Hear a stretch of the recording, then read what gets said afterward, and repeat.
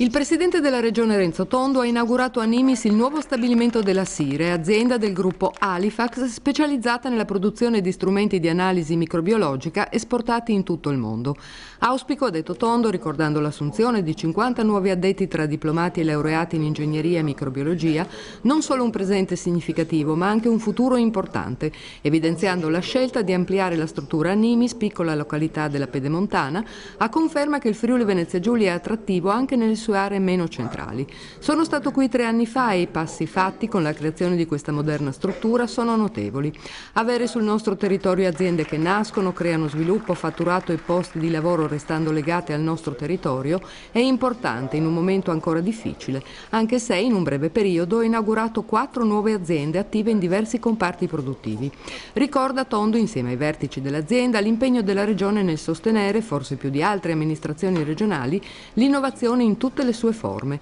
perché la competitività del nostro sistema produttivo può rafforzarsi solo se offriamo continuamente qualcosa di nuovo. E questa è un'azienda che innova, fa alta formazione, ha laboratori di ricerca, deposita brevetti ed esporta più del 50% della sua produzione in 97 paesi diversi. E tutto ciò, ha concluso il Presidente, per il Friuli Venezia Giulia è significativo perché il nostro futuro si basa sull'export di qualità e sull'innovazione collegata a ricerca e sviluppo. È significativo che nel cuore della Pedemontana del Friuli Venezia Giulia, in un centro anche non particolarmente grande, un'azienda innovativa come questa abbia deciso di investire, creando un capannone nuovo di zecca, anzi ampliando uno precedente da 700 a 4.000 metri quadri e dando 50 posti di lavoro a giovani laureati, diplomati, ingegneri, microbiologi. Insomma, una bella realtà che significa che il Friuli Venezia Giulia, anche nelle sue parti periferiche, ha un'attrattività importante.